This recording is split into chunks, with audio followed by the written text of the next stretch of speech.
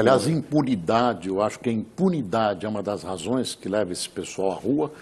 Na impunidade, eu incluiria, não sei se o senhor concorda, a tal PEC 37, que retira o poder de investigação e um pouco de decepção antecipada pelo que possa acontecer no processo do mensalão. Isso está subconscientemente está em jogo. A desconfiança de que eventualmente vai dar em pizza.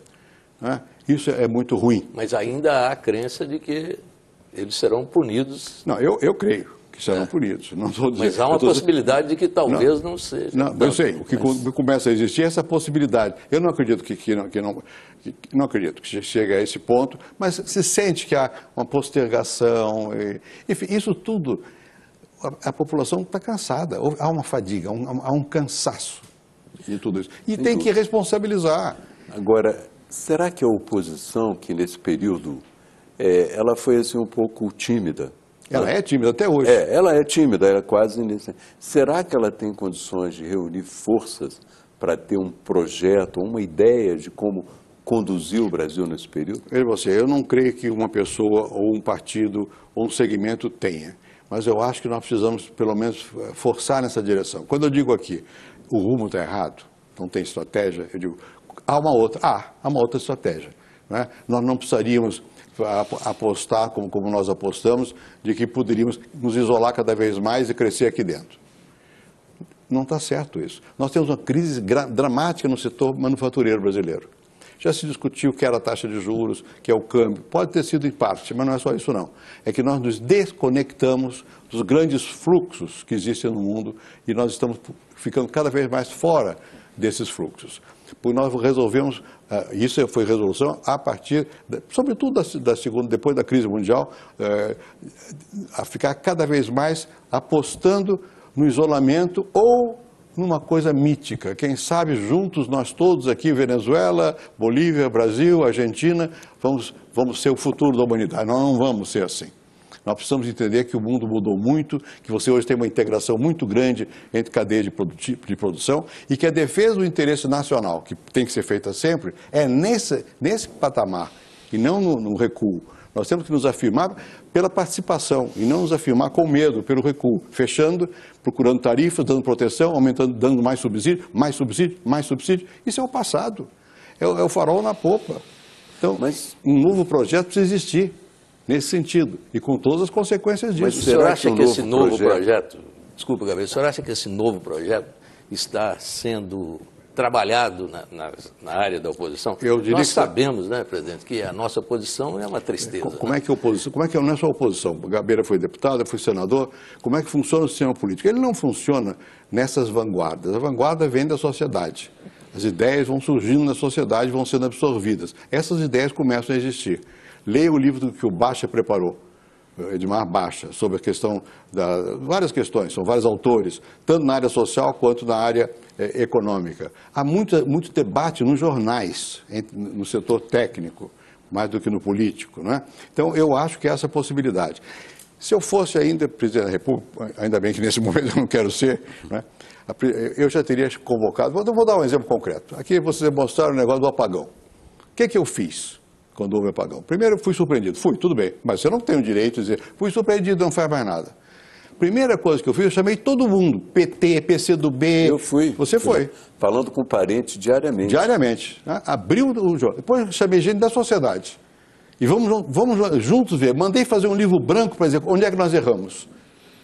Foi feito o livro branco e foi publicado, está lá dito o que houve de errado, não sei o quê. E apelei à população, falei com a população. Olha, se não fizer racionamento, vai ter apagão. Vamos fazer racionamento.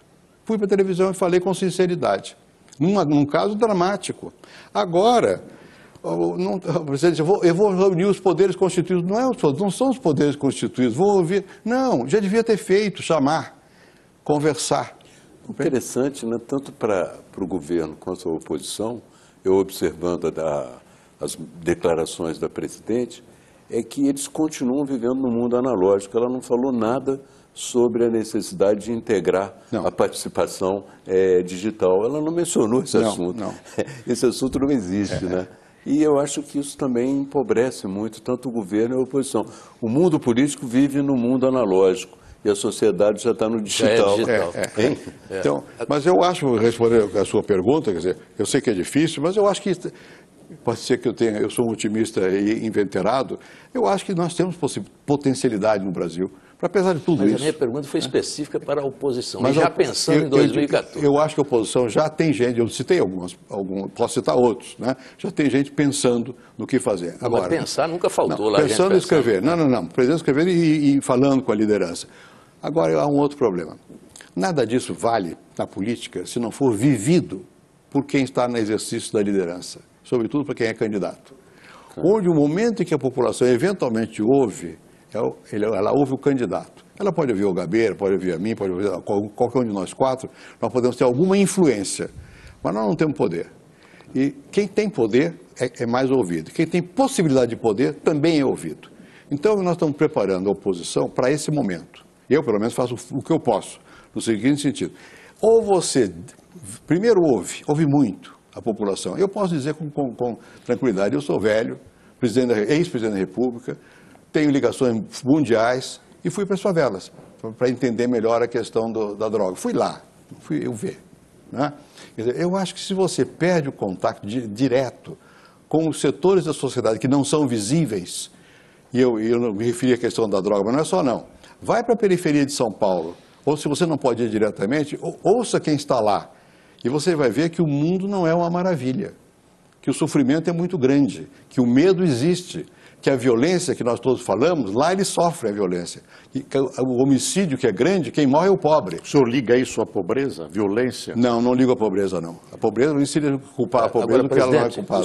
O senhor, na presidência da República, não cuidou da questão da segurança pública de uma maneira objetiva. Ah, por quê? Espera um pouquinho. Não cuidei, não. A questão da segurança pública estourou em São Paulo naquela época. O governador era o Mário Covas. Né? E qual era o problema que se detectava na época? Era basicamente o fato de você não ter uma hierarquia entre as polícias e não ter um comando unificado. Isso precisava reformar a Constituição. Mandei todas as reformas para a Constituição. Não passou nenhuma. Nenhuma. É porque eu lembro que na última entrevista que nós fizemos, no final do seu mandato, o senhor disse, olha, isso vai ficar para o próximo presidente. É isso, porque não passou nenhuma. Por quê? Porque os interesses estabelecidos nessa área são muito poderosos, das polícias, várias, não é só das polícias, das corporações em geral, no Brasil, têm muita força. Eu me lembro quando eu era relator adjunto da Constituinte, quem que estava lá? Eram delegados, eram policiais militares, defendendo suas corporações. O nosso espírito do Brasil é muito corporativista, então é difícil. Por isso que quando eu falo, às vezes eu critico o governo, então eu sempre tenho um pouco de cuidado, porque eu sei das dificuldades. Né? Mas isso não desculpa nem o que eu não tenha feito, nem o que não esteja fazendo aqui. Né? Agora, o problema não tinha essa dramaticidade que tem hoje, nem o da droga, nem o da violência. Hoje ficou muito mais complicado. Né? Então ele tem que ser enfrentado. Até eu diria o seguinte, você sabe, todo mundo sabe, eles mostraram aí, eu ajudei bastante a estabilizar a moeda. Criamos uma moeda nova, o real. Isso é mais fácil do que aquilo que tem que ser feito agora. Porque isso são coisas que você tem as alavancas para mexer. Como agora mesmo, o governo pode acertar melhor. Está errando muito na parte econômica. Perdeu a credibilidade lá fora. Errou muitas vezes, tudo bem. Mas tem os instrumentos para corrigir. Agora, o que nós precisamos é outra coisa. Como é que nós vamos realmente criar uma cultura democrática? Ou seja, que as pessoas saibam que elas, pelo menos perante a lei, são iguais. E que não há uns que estão acima da lei. Olha, como é que você vai criar uma cultura? Tem que criar. Não é? Isso vem lá das raízes. Contra as raízes tradicionais. Mas nós, quando estamos discutindo a alternativa aqui, nós estamos discutindo a alternativa governo e oposição.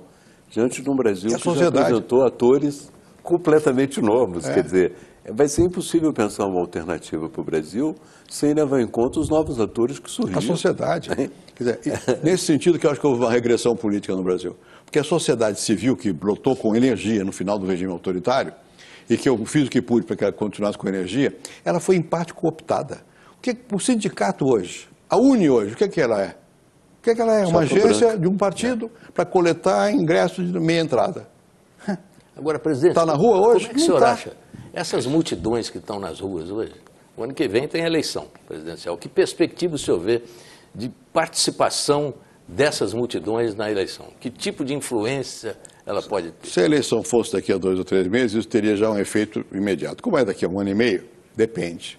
Depende de como essas coisas se procedam e depende também da mensagem. Num país como o nosso, o povo tem que ouvir alguém que expresse uma esperança de futuro e uma confiança na liderança, na sua liderança. Né?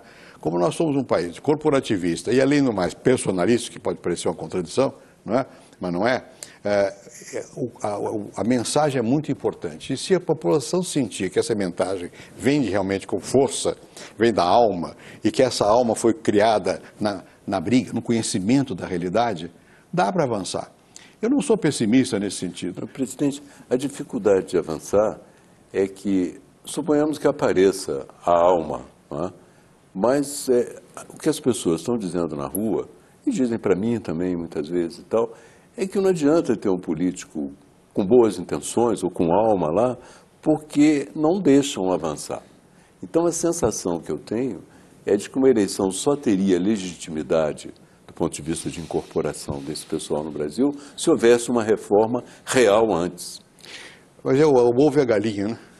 Como é que você faz? Eu acho que tem que fazer a pregação, para ser mais sincero ainda. Eu acho o seguinte, se o Brasil fosse um país mais maduro a esta altura, nós já devíamos estar conversando, não é dentro de cada partido, nem dentro é entre nós todos, claro, a sociedade, os partidos, as lideranças, a presidente da República, quem seja, para repensar.